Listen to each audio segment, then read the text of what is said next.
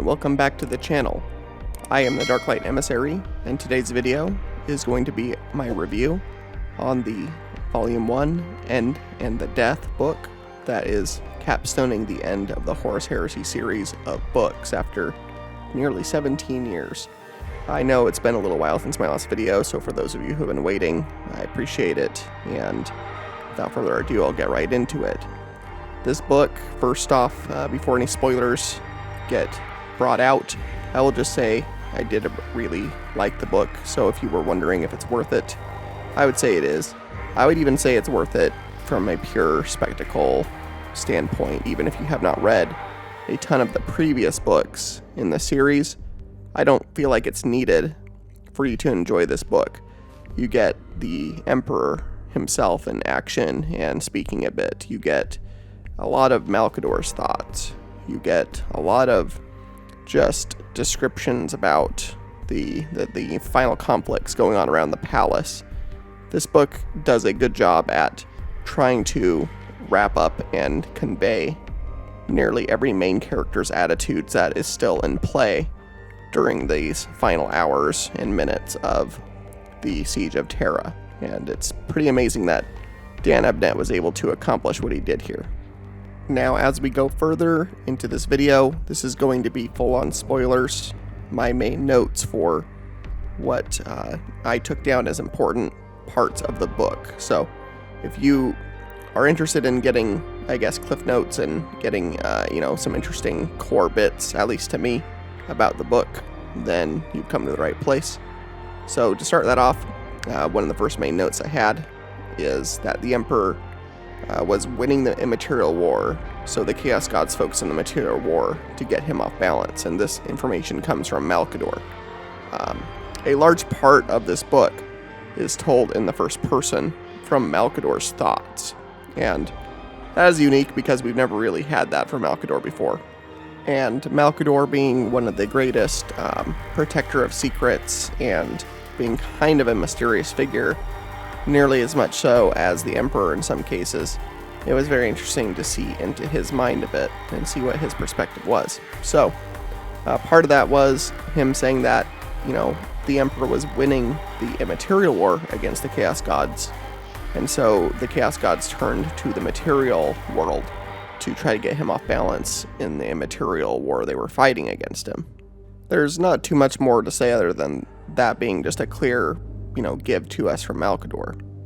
Now, one of the things that was kind of put somewhat to rest in this book was the attitude of the Emperor and Malcador regarding the Primarks. The Emperor and Malcador planned for at least some or most of the Primarks to survive the Great Crusade, and to only cull the ones that couldn't recover from war, namely probably, people like Angron. They both seemed to love, or at least care for, the Primarks, and thought the losses were inevitable for some of the Primarks during the course of, using them for war, but they did not seem to think that the Chaos Gods would do what they did. There isn't much elaboration on why that is the case, but for whatever reason, it seems like the Chaos Gods taking the action to corrupt the Primarks was seen almost as a unseeable curveball. For whatever reason, that did not seem to be an intended purpose by the Emperor. One thing that people have speculated on is that the Emperor was planning for that he created enough Primarks that he expected some to be corrupted by the Chaos Gods, that a eventual heresy was going to take place. That does not seem to be the case, at least according to Malcador.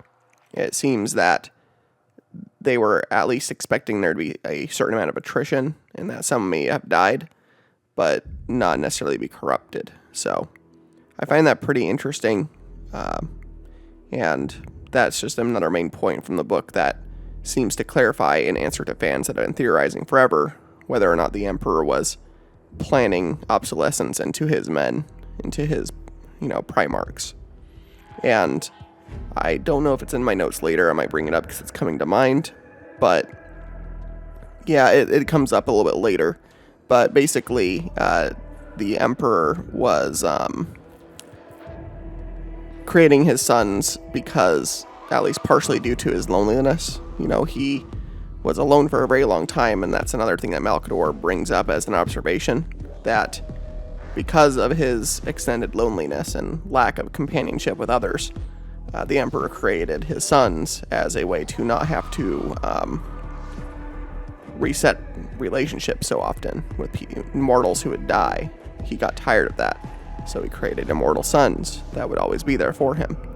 But then it seems like that was a struggle for the Emperor to kind of regain his social skills almost. Like Malcador basically is like, look, you've spent so long alone, now's not the time to be alone anymore. You know, my dear friend, is basically what he says to the Emperor near the end of this book. He says, you know, you want to go confront Horus alone, but no, you know, your sons will do it with you. And even Dorne, Rogal Dorne, is like, you're not going alone. I refuse to let you give me that order to stay here and protect the palace while you go alone. And, you know, he's siding with Sanguinius, who says the same thing, because the Emperor is like, hey, you stay here and man the palace. And Sanguinius is like, I refuse that. I'm going to go with you. And Dorne says the same thing. And it's just, you know, it's them pressing against the Emperor's attitude of, I guess, trying to go it alone a lot and kind of naturally pushing away his sons yet again. And his sons resisting finally and saying, no, we're going to actually push back on you on this. The next note I have here is that Horus believed most, if not all, of his brothers were somewhat qualified for War Master. Not sure if he is exactly lying here. It seems to be his personal thoughts. He's speaking here to who he thinks is Olaton, although it seems to be almost like a fever dream situation where Horus is kind of stuck in like a fugu state. He's like stuck in the past and the future at the same time here, towards the end of this, or towards the end here. He's in a very interesting state. So he's having kind of this interview with who he thinks is Olaton, and really just talking to himself. And so he thinks that, talking about War Master in that position, that he thinks a lot of his brothers, if not most of them, were qualified in different ways for that position. However, he does say that he would have been offended had he not been chosen to be War Master still. Now, a next note here is that Euphrates Keeler believes that if the Emperor allowed or encouraged his own worship or recognizing of divinity, it could have empowered both him and the Chaos Gods at the same time, and that his insistence on the Imperial truth seems to confirm as a way to restrain the Four for as long as necessary, and we've often speculated that in the lore, that the Imperial truth, the enforced atheism that is in the Imperial truth, was sort of a way to largely starve the Chaos Gods from worship and empowering emotion towards them. Not that they necessarily need it to survive, but it greatly diminished their power. However, part of my speculation in a previous video is that the Emperor might have disallowed his own worship so much because it might have unintentionally created a version of him in the warp that was him in 40k, but then retroactively went to claim him back in 30k. With the warp being weird with time, something weird is going on there, and this book kind of hints at that, but we'll get into that a bit later. One of the biggest reveals kind of goes along with this, I feel like, near the end of the book. Now, one of the parties we are following in this book is continuing to follow Olanius and John Grammaticus and their small party, which consists of a few psychers, one of which was previously the Cyrene, who was the word-bearer saint. And then they also have with them an Alpha Legion Marine, who I was speculating it could have been Omegon, but John Grammaticus being able to identify these Marines is kind of one of his specialities, and it turns out that this Space Marine is Ingo Peck, who was a Space Marine in the book Legion, where the Alpha Legion was properly kind of fleshed out for the first time in the Horus Heresy novels. And that's also where we met John Grammaticus. So we're following them, and John Grammaticus is having a very interesting discussion with this Alpha Legionnaire, and this Alpha Legion Marine is leading them through a secret path into the palace that no one else knows about. And John Grammaticus is like, wow, like, a way into this? And the Alpha Legionnaire is like, yes. The Alpha Legion Marine claims that it was inconceivable to any of the other Primarks that the Alpha Legion knew of a way into the palace that had remained undetected. And what these paths were paths that Dorne had to get the Emperor out. And again, it kind of speaks to the cleverness of Dorne. The Alpha Legion Marine says that not only did they find this path, but they assumed there were like 6 to 8 other pathways out of the palace that they couldn't even find that were of Dorne's divining. So again, Dorne is a lot craftier than anyone ever assumes him to be.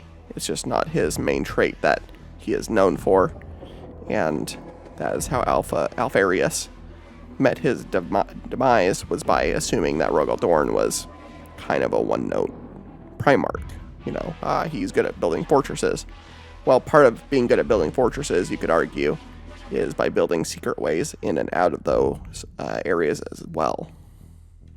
I did put a note here in relation to this Alpha Legionnaire, motive of the Alpha Legion here, ? And because, the Alpha Legion continues to be this divided force here. We do learn from Ingo Peck that the Alpha Legion had secreted a cadre of Alpha Legion Marines in a secret part of the palace to be deployed. And apparently they would respond to one of 3 or 4 different keywords. And if they were given one of those keywords, they were basically compelled to follow that keyword to the letter of the law. And this kind of gives us an interesting insight into the Alpha Legion. It turns out that they are biologically unable to not follow their programming if they are given this type of programming, which is very interesting. So one of the programmed words was to help Horus in taking over. One was to fight for the Emperor, and one was to try to take chaos as control for themselves and wipe out everything else. So kind of this nuclear option almost was that option. And interestingly enough, a different Alpha Legion Marine does show up and is actually there to try to activate the other Alpha Legion Marines in support of the Emperor. Ingo Peck himself was found by Cyrene, and he was actually given the command to fight to wrest control chaos himself. So he was fighting underneath that programming, and he was able to tell John Grammaticus that and to warn him through using the psychic dampener field that kind of lessened the control that Cyrene had over him. Now, I am saying Cyrene here, but she is going by the name Acte or Acta here, kind of this reborn version of herself, but it is Cyrene. It's confirmed in this book that it is indeed Cyrene, reborn here, trying to defeat chaos in her own way. She's not actually there to help Horus, as far as we can tell. She is kind of there to try to end everything, it seems like to me. She wants to destroy it all, is my personal belief. It didn't quite explain what her motives were, but she seems kind of tired of it all, which is kind of understandable with what she's gone through and what she's seen. So, some important stuff there. Next note is that the Emperor seems to have found a form or version of the Golden Throne early on, possibly in Greek times. Malcador is kind of discussing the Emperor's past here to himself, and muses on how the Emperor was kind of sad at having kind of discovered everything there is to know about Earth after a certain point in time, seemingly by Greek era times, but that all changed with the discovery of a throne. And so seemingly some kind of expedition to the Himalayas discovered whatever the Golden Throne was originally, probably in a cave system there, and that changed the course of the Emperor's plans forever at that point. However, it doesn't elaborate on this. It just kind of mentions this here. And my next note kind of leads into this. So, finding the throne encouraged his further aspirations. Malcador also observes even the Emperor has limitations on his power, or that the throne power amplification would overwhelm him given the chance. Although it's noted that he does not say that the Emperor would die, just that the Emperor would, get hurt by the throne if he wasn't handling it correctly. And I just put a note, perhaps he would become much like he is in 40k era already, where he's kind of adhered to the throne. One thing of note I don't think that I put as a note in here was that Malcador brought up that to manipulate psychic powers or ethereal power, that bare skin is the best to manipulate that, but that Aramite, the type of armor that the Emperor wears, the golden looking armor, is a good conductor and sort of like protector against the warp, almost like a necessary hazmat suit. So Malcador even brings up that the Emperor kind of despises that he looks like this golden tyrant, that he looks a little ostentatious in the armor, but that the armor has this very functional, literal purpose to it, that the Emperor wears it to kind of help him manage his warp abilities. That if he was exposed to the raw power of the warp with that armor not on, it seems like it could even overwhelm even him if it was given the opportunity to, with how pernicious the warp is and how powerful it is. This makes some sense. Next note goes back to Horus. Horus continues to muse, and Horus considered Magnus too much like to the Emperor, and that there was tension over that. But that the Emperor truly did love Magnus. That was Horus's observation there. So, very interesting perspective there from Horus. So, again, another note from him. Next note is that the Emperor stole fire or power of some kind from the Chaos Gods, and using this, he made the Chaos Gods afraid of him by wielding their own power against them. This comes from Malcador as an observation of the Emperor's power. So, this kind of goes back to Molech and the Emperor going there and coming back out seemingly changed. And so, this is kind of a symbolistic similarity to Prometheus stealing fire from heaven, and being punished for that eventually. Emperor kind of did the same thing here, seemingly. Stole some kind of part of the Chaos Gods and was able to repurpose that into his own power. And that must be what the Emperor is using to purify the warp power, because, again, that is the main thing that makes the Emperor a threat to the Chaos Gods and to the warp, is that he's not just a user of psychic ability, he is a changer of it. He can change the very nature of warp power to be this purified form that completely obliterates the chaotic version of it. He kind of took and repurposed what the Chaos Gods had and turned it into their own antimatter in a way, seemingly. My next main note is that Malcador considers Magnus the Emperor's second greatest disappointment. So going along with Horus observing that Magnus is, was most loved by the Emperor, or loved by the Emperor, because of how far Magnus fell, he also became a very big disappointment, according to Malcador. Next note, Malcador considers Valdor as the most ruthless of the Emperor's chosen. So, Valdor is very interesting. We get some of Valdor's perspective here, and one of the most interesting things about Valdor we get, as far as his attitude goes, is that Valdor was very indifferent to all the Primarks. He kind of observed them as something he wouldn't have done, and probably told the Emperor as much, but he mostly just did not care about them. Likewise, Valdor has a very interesting, curious streak to him. It's described that he, is very curious about, enemies he fights, and he mostly is focused on how can he defeat a certain enemy, and we'll study everything about that. And Valdor is kind of speculating in this book on why the Emperor gave him the spear he was given. And this spear seemingly gives and feeds Valdor his curiosity. And Valdor kind of wonders if the Emperor did that because he noticed that curiosity in Valdor and wondered if that would lead Valdor away from him eventually. If Valdor, Valdor's assuming this. He doesn't know for sure. But interestingly, this spear, every time he slays a demon with it, he is given the true name of that demon. And so Valdor is possibly the single largest repository of true names of demons by the end of the heresy and by the end of the Siege of Terra. Later on in this book, we get to the Emperor teleporting onto the Vengeful Spirit. We get that far.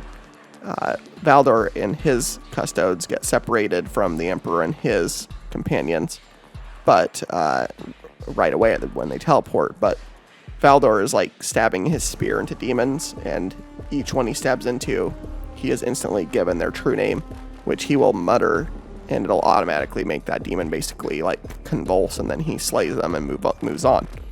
So it's just interesting to think that by the end of this, due to the sheer amount of chaos stuff there and the amount of demons on the Vengeful Spirit that they are fighting through, that Valdor possibly has the largest repository of true demon names available to him on call. He's probably considered the boogeyman of all demons after this era is over, I'd imagine.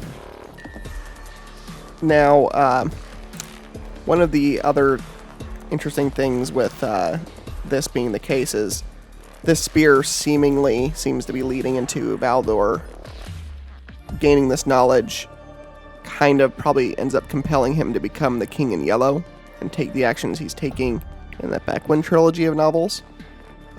It seems tied to the Infinite City that we see in the Bequin novels. The Infinite City, the plan for it, which seems to be an echo of the palace, of the Imperial Palace, actually is found by Cinderman, Loken, and a couple of other companions in the library, at the main library of the Emperor. They find this map that has this plan, and they're like, this is the Imperial Palace, but it had the infinity symbol, which, if you read the Bequin trilogy, for the second book, Pariah, when we get a glimpse of the city, every brick in the city has that infinity symbol placed on it. And this seems to be some weird facsimile city of emulating, partially at least, the layout of the palace, which would make sense Valdor would do that, as symbols matter in the warp, and this city seems to be in the warp or between the warp and real space. We're not entirely sure how that works, but we do know the city is in opposition to the Chaos Gods and Chaos, which would make sense with Valdor.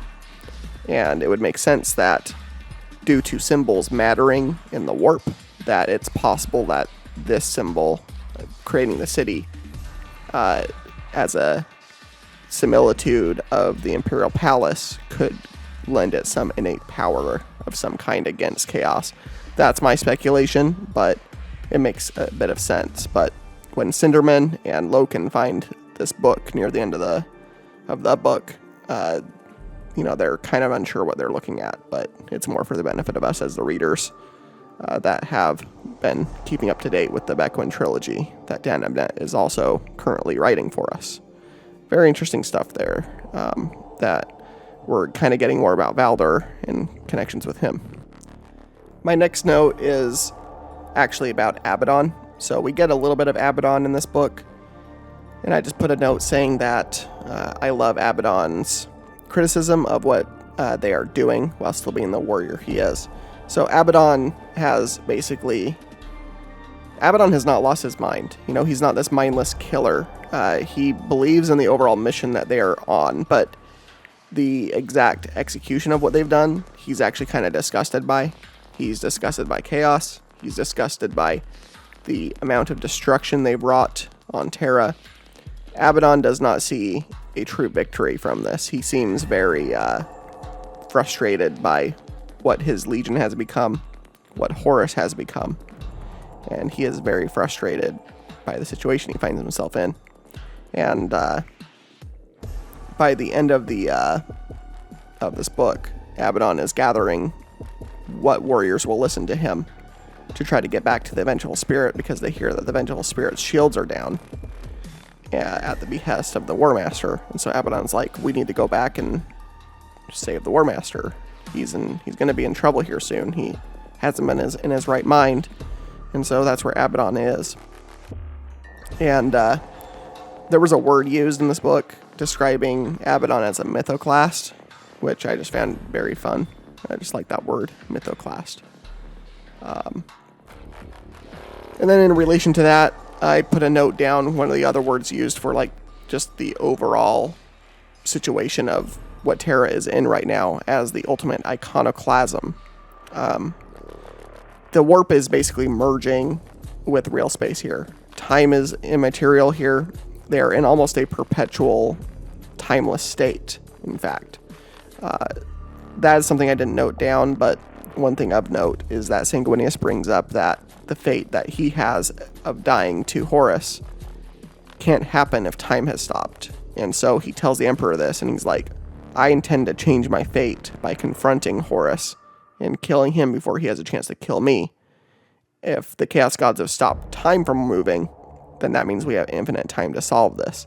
And the Emperor actually agrees with this. He's like, you're actually onto something here. Because Sanguinius goes directly to the Emperor.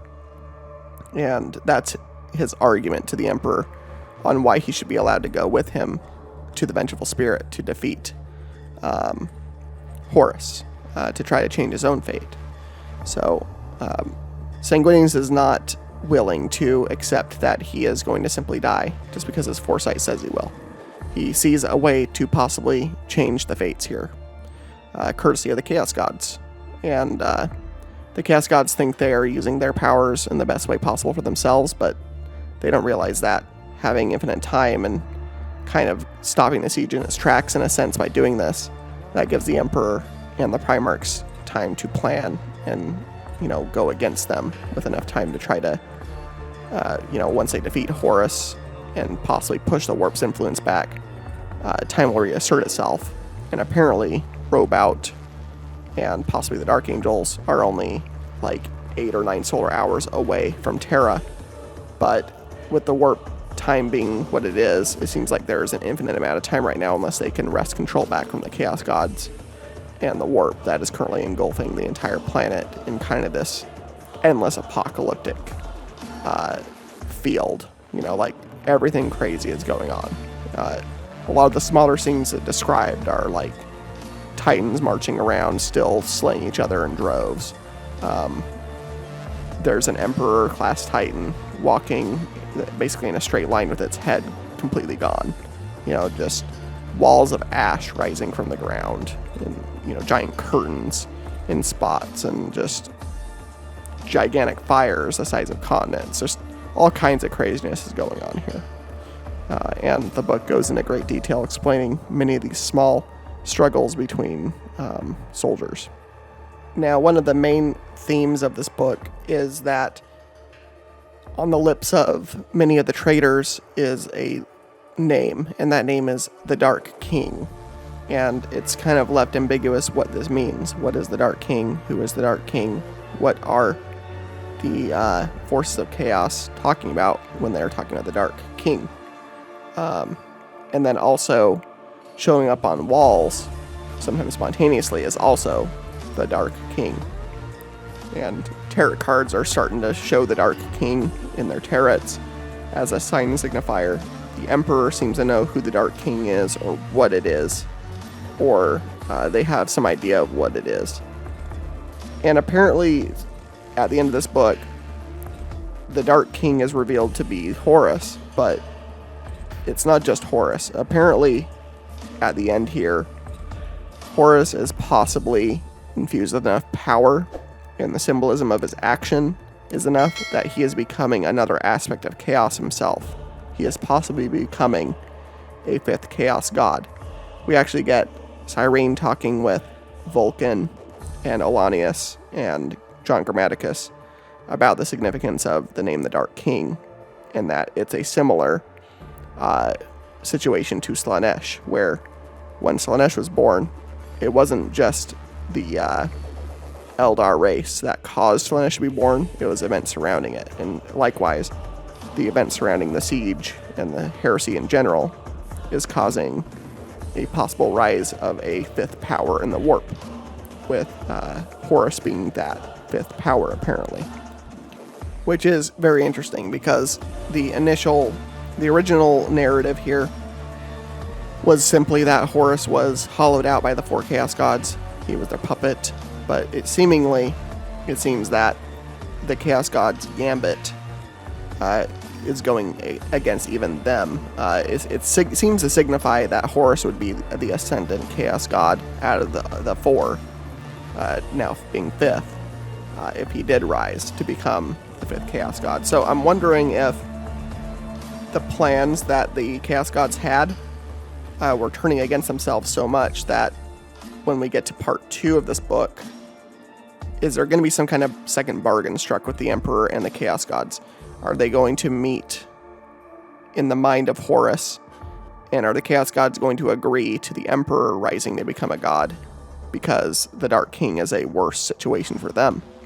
It's not really said, but basically the Chaos Gods seem to be observing at this point the rise of a new power. They don't seem to be in control anymore. They seem to be observers and bystanders almost, and that was kind of fascinating to read about, that they were just kind of there at that point, which is kind of interesting. Also of note, I didn't write this down as a note, but it's important to bring up. One of the other things that Horus said during his interview with Olaton is that he considered Loken, Garvia Loken, to be his version of Sanguinius. That he considered Loken to be almost like a heart and soul, inspiring minds type of character and captain in his own legion. And this is important because I feel like Loken then is probably going to be the sacrificial lamb that coaxes the Emperor into a final willingness to obliterate Horus or do what he needs to defeat Horus. I think the Emperor knows that Horus considered Loken his Sanguinius, and so that being the case, if Loken shows up, and he's going to, which I'll bring up in a minute, but if he shows up on that showdown and Horus just without thought just obliterates him, with him saying that he's his Sanguinius, the Emperor knows how far Horus has fallen for sure at that point, and that would be a catalyst for the Emperor to finally unleash himself upon Horus, if he's not already willing to. Now, Loken was not with the boarding parties that the Emperor teleported on with when they went to attack the Vengeful Spirit. Loken was actually found his way into the library that Cinderman was in, looking for words and religious texts and anything at all that they can use against demons. That's kind of what Cinderman's goal was.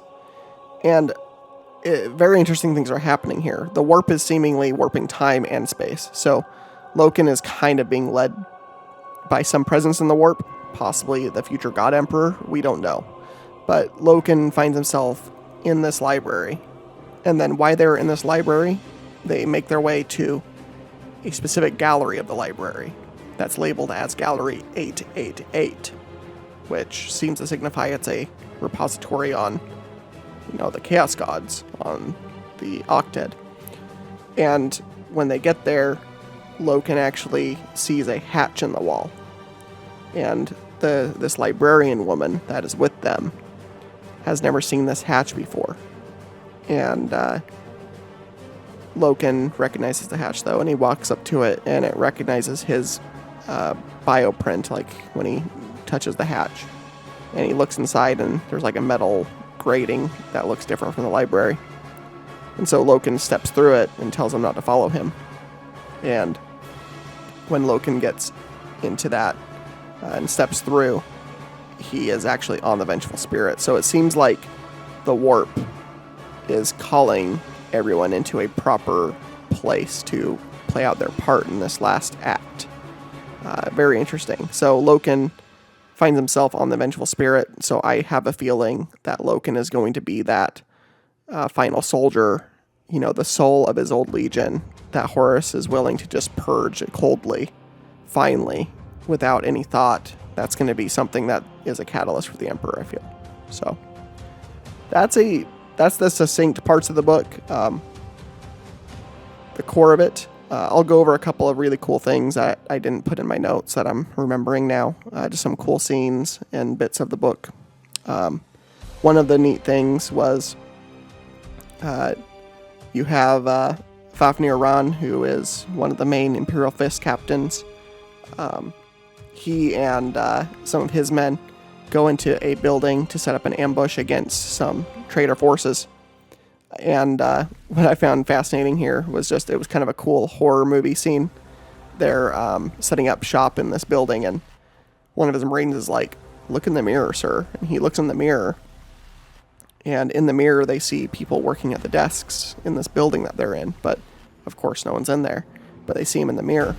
And then suddenly everyone in the mirror stops what they're doing and stares back at them through the mirror, and they're all bleeding from their eyes. And then they all turn around, and there's some kind of giant demon in the room that was messing with them. And it was just interesting. It talks about, from Fafnir Ran's point of view, how he felt genuine fear because they were taught, to fight imperialistically provable enemies, and now they're fighting this version of unreality, and he's like, we're unequipped to handle this. This is kind of freaky. I'm kind of freaking out internally a bit. Just kind of a fascinating scene there. One of the other cool scenes, one of the other setups here is when we get to see the retinue that's going to go onto the Vengeful Spirit. But something's wrong with the Vengeful Spirit. One of the fascinating things is Shiban Khan and the White Scars have taken over the Lion's Port, spaceport, again, over the course of one of the previous books, and they're using the orbital guns to, wreak havoc on the Chaos Fleet, on the Traitor Fleet above. And they've been trying to hit the Vengeful Spirit, apparently, and they received orders from the palace, to not fire upon the Vengeful Spirit, since the Emperor is going to be teleporting aboard it. And Shiban Khan's like, you don't understand. It's not that we haven't been trying to hit the Vengeful Spirit, it's that we've been attempting to, and just nothing is done to it. Something is wrong with that ship. And I find that fascinating. And then, related to that weirdness going on, we, get to the point where the Emperor, Rogal Dorne, Sanguinius, and Valdor, and all the retinues teleport onto Vengeful Spirit. And it starts off with the Emperor, and this is a very fascinating scene. The Emperor teleports on, and it's told from the perspective of one of his companions, one of his custodes, dedicated to his personal bodyguard. And this custode is looking at, the hangar bay that they teleport themselves into. And he's noticing that there's, the deck is pristine, there's no enemies anywhere, and everything is painted in the Luna Wolves colors, not the Sons of Horus colors. And at first, the custode doesn't think anything of it. He's just kind of making observations about the place they find themselves in. But he starts slowly realizing, why am I even thinking about this with the situation we're in? And he realizes that something's very wrong. And eventually all the custodes realize something's very wrong. And part of that wrongness is that they are somehow compelled to attack the Emperor.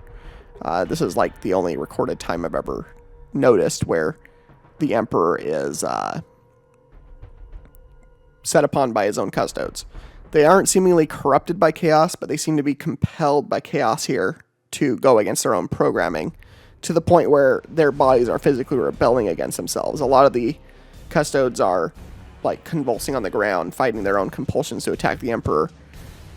And then the ones that can't fight the compulsion are bleeding from their helmets and getting obliterated by the Emperor. The Emperor is just one-shotting custodes that come after him, including at least a few Terminator custodes come after him, and the Emperor uses his psychic lightning against them and sends them flying across the room, and the Emperor is able to use some of his power to kind of wrest control back to, bring some of his custodes back to sanity, but he loses quite a few of them. But then they also noticed that the hangar bay they were in, they were supposed to be in like hangar bay 2, but the hangar bay above the doorway said like hangar bay 8, which is ominous in and of itself. I'm pretty sure that's what it said, hangar bay 8, which again symbolizes chaos and that they are in some kind of trap, in some kind of weird psychic realm. And so the Emperor then uses his psychic ability to rip open a bulkhead with his mind, and the custode observes that beyond the gate that they rip open is the, more of the chaos that they were looking for. The corruption is more apparent. However, next scene we get the Emperor and his custodes. Again, his custodes are set upon by a glamour type of foolery on them. They all see like different versions of heaven almost. Like they see gleaming pillars of gold, and like one of the custodes is like getting pulled into a wall of gold, and he's like feeling all great, but it's actually this like sucking meat wall of horrifying evil. And the Emperor uses his psychic might to purge the custodes' minds so they can see that they're being duped again. But several of them, it's too late by that time the Emperor does this. And anyway, again, it's just a proper moment where we see the custodes kind of thinned out, and we see the Emperor kind of getting decimated. And there's no sign of Rogal Dorne here, or Sanguinius, or Baldor. They all seemingly got scattered to different parts of the ship, or put into their own hells of their own devising. The Emperor is rightly pissed off at this point, losing a lot of his best troops, and he even says, he kind of like says psychically and even with his actual mouth, this is what you've unleashed, Horus. I hope you're ready. You have really, really done a number now. I am coming for you, and I am vengeance incarnate, is basically what the Emperor says. And that's really the last bit we see from the Emperor in this book. We don't really get to see much more of him at this time. And so next part of the invasion force is Rogal Dorne, and we don't really hear about Sigismund or the rest of his troops that came with him on the Vengeful Spirit, but instead we get to see what happened to Dorne. And Dorne is seemingly stuck in some kind of mind hell. He's like, it's described he's in a desert, and the desert is just like this endless trench with giant canyon walls, and along the walls is just endless amounts of dead Imperial fists, just as far as the eye can see, dead Imperial fists. And he is just kind of aimlessly wandering this wasteland, and to Rogal Dorne it seems like centuries and millennia are passing by, and eventually he forgets why he's even there. And over time, all the Imperial Fist suits of armor start disintegrating, and he realizes that like the sand dunes of the desert he's in are like the pulverized ancient remains of endless amounts of his own men dead. But by this point, he kind of makes that observation in almost a casual way. Like Dorne has been stuck in his own perspective, by his own perspective, in this state for so long at this point that he forgot that the Siege of Terra even had happened. And so he seems to be really being tempted here in a major way, being kept from the Emperor's side by being stuck in his own mind, essentially, it seems like here, by the Chaos Gods. And then where we leave Rogal Dorne off here is seemingly the Chaos Gods are like in his mind kind of goading him, and they're like they're encouraging him to try to say blood for the blood god. So for some reason this illusion seems to be, I mean, it doesn't seem like a Khorne thing to do, but everything's kind of crazy by this point with the warp and everything, so perhaps Tzeentch is giving Khorne some boost here with deception. I don't know for sure. But basically, they're trying to push Dorne to accept corruption by Khorne for some reason. So Dorne is almost saying blood for the blood god by the end of our time with him. So he's kind of stuck in his own state there. Valdor and his custodes teleport basically directly into a charnel house of horror. They're beset by seemingly thousands of demons all around them, and it's just kind of insane. Like they're like, he's like stabbing the spear into demons and getting their true names and slaying them as they go. But him and his men are seemingly very bogged down, and the Emperor's nowhere in sight for them. So they're in some dire straits themselves.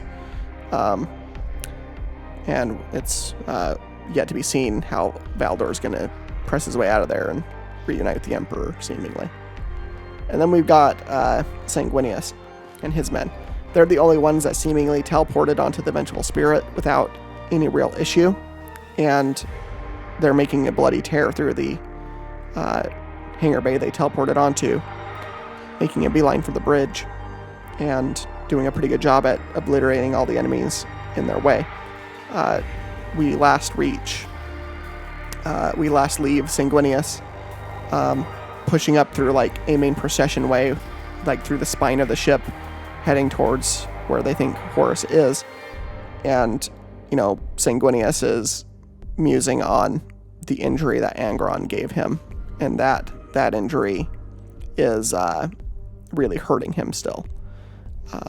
And so that's probably going to play a part in the final fight against Horus, and part of what leads probably to Sanguinius' demise is that initial blow that Angron gave him that he has not had time to heal from.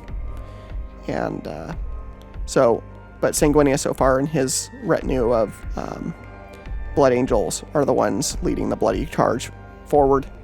The Emperor is somewhere else on the ship, but it's not made clear where he is or how close he is to the bridge. But we know, of course, that Sanguinius is going to get there first, at least. So that's where all the invasion parties are. Other than that, there's just a lot of tidbits throughout the book.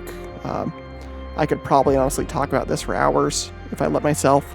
We're already approaching an hour for this at this point. I'm trying to think of what else I want to bring up. Otherwise, I will regret not bringing it up when I think about this, and I'm getting this uploading shortly here in the future. The rest of the book basically is just small vignettes of what else is going on around the palace and, you know, these final conflicts, what is going on. It's helping to flesh out how apocalyptically crazy everything is. You know, everyone is fighting something everywhere, basically. We do get to see that there's millions of citizens that still are somehow able to avoid the war, and they're trying to head north for some reason. That's not really specified why. Also of note to mention is we do get a bit of Corswain and the Dark Angels contingent that arrived. About 10,000 Dark Angels that landed near the Astronomicon and took control of that away. Currently, Typhus and the Death Guard are trying to take that back from the Dark Angels there.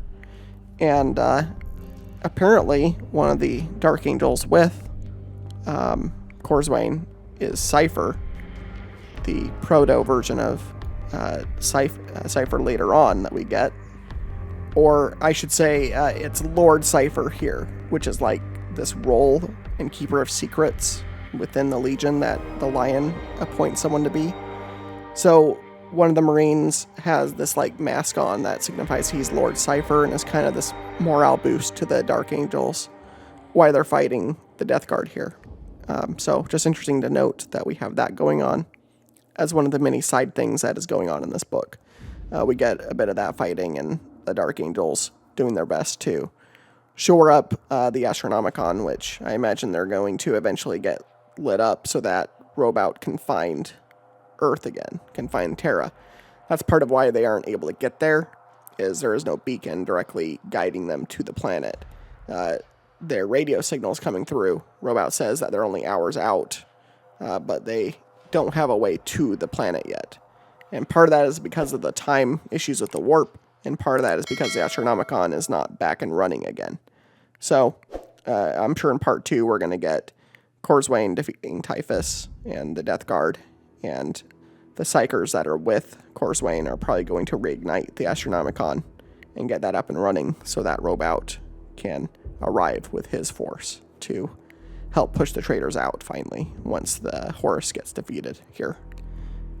For those that care, we do get a brief, if we go back to Euphrates Keeler and the civilians that she is with that are heading north, we do get a slight update on Katsuhiro, who has the baby that Shiban Khan had found. So they're okay. They're doing all right. We still don't know the ultimate significance of Katsuhiro and this baby, but I imagine they're going to be some kind of catalyst for some important future event of some kind for them to last as long in the story as they have.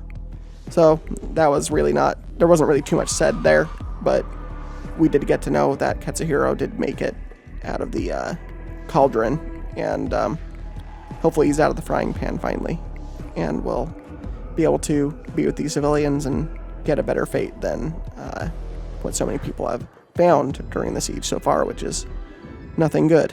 I didn't write her name down, but there was a character who was the pilot of a Imperial Knight, and one of the cool little snippets was her stalking through, the burning remains of part of the palace, trying to find friendly Titans to support, and instead she finds this gigantic tentacled demon thing growing out of a house that she gets into a fight with, and it kind of leaves off the fight part itself, but she's like, all right, blades then. Then that excerpt ends, and there's plenty of little vignettes throughout the book that I can recommend reading. And the other major thing to bring up here is, not only is the Emperor off the Golden Throne partway through this book, but we get Malcador taking his place on the throne. And Malcador is able to see the ambush that Horus has set for the Emperor and the rest of the invasion force. And Malcador wants so badly to be able to tell them, and he knows that part of the torture is Horus knowing that Malcador can see the plot that he set the Emperor and the rest of them on by having them teleport onto the Vengeful Spirit. It's a major trap that he can see now that he's sitting on the throne, and can see so much by sitting on that throne that is actively killing him at that point. And Malcador himself, we get to see and hear a lot of his perspectives on many things. We get to hear one of the most wild, not diatribes, but Malcador is calling out to his servants, basically, shortly before getting on the throne. And it just describes so many details of the inner workings of the throne, basically. All the different people and components involved. It's this huge piece that goes on for a long time, and some of the talk on Reddit and elsewhere, people were sort of complaining about it, but I found it kind of fascinating. It was the most detailed description of just the esoteric nature of this throne, this device called a throne, and how complex it really is. You get kind of that glimpse here. You get machines described looking like Stegosaurus scales, and shooting lightning off of them, and a bunch of auto recording people that are writing down divinations feverishly in rows, and it's his mind basically going past all these mechanisms and explaining all of them in detail, though, and it's just wild. That excerpt alone, Malcador having that moment, is very fascinating to me, especially if you just like to see a bunch of words used in ways you wouldn't expect to see them used, and probably some new words that you probably will never see hardly ever again are all used in about a page or two's worth from Malcador's own mind, and it's kind of fascinating. And so I'm not going to continue on with this. There is honestly so many snippets and things I could bring up and talk about ad nauseum in this book. I highly recommend reading or listening to it, even if you've not kept up with the Horus Heresy. If you've read the first few books, I feel like that's actually enough to then skip to this one if you absolutely need to. It's very fascinating stuff. My predictions remain similar to what I had previously talked about in my speculation video leading up to this one. I think in part 2, we're going to see more about what the Dark King really is, what that means, and when the Emperor defeats the Dark King in the form of Horus, what does that mean for his fate as the eventual God Emperor of mankind? Is it some kind of agreement struck with the Chaos Gods? Did they decide, well, you're preferable to this Dark King who is going to outshine all 4 of us? Is there going to be some kind of discussion we get between the 4 false ones, as they are called plenty of times by Malcador in this book, and the Emperor? Are we going to get, kind of this like interesting curtain unveiled final discussion between them? I'm not sure. I'm really hoping in this next book that we get to see a lot of the aftermath of the siege, that it's not just the Emperor on the throne and the end of the book. I'm hoping that that happens like halfway through the book, and that the rest of the book is going to be Robout showing up, the Lion showing up, Russ showing up, Corax. We get a council of all the remaining Primarks and their arguments and discussions on what to do next with Valdor there. And I want to see that aftermath. If we don't get it in this next book, I'm hoping that that's how they start the Scouring series of books, which have to be next. They have to go straight into the Scouring era. They're just leaving money on the table if they don't do that as a bare minimum. There's so many stories and thousands of years worth of material at that point to stretch out over time if they really want to continuously bridge 30K closer and closer to the 40K era. And I think we're going to see some of that after these final 2 books here. So if you're still here at the end, I appreciate it. I know that was a long one and a little bit rambly, but it would have taken a very long time for me to script all that out. So I hope you enjoyed the flow of thought on the End and the Death Volume 1.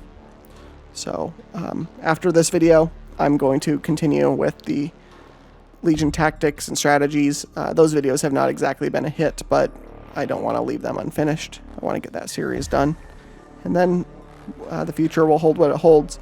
If you have anything you'd like me to do, leave a comment and explain what you would like me to do as a video. I'm always open to suggestions. And as always, I appreciate everything every time you guys watch. It makes me want to keep doing this. If you have not subscribed yet, I really would appreciate it if you did it. It would encourage me to keep moving forward with this, to see more interest in my perspective on Warhammer 40K. If you find value in that, I encourage you to subscribe, at the very least, if you're viewing. I hope you consider subscribing in the future. So, as always, bring your light into the dark places, and I will see you in the next video. I hope you have a great day or night wherever you are, and thanks again for your time. And I look forward to discussing for a long time with you all many future books and lore in this setting. Thank you very much.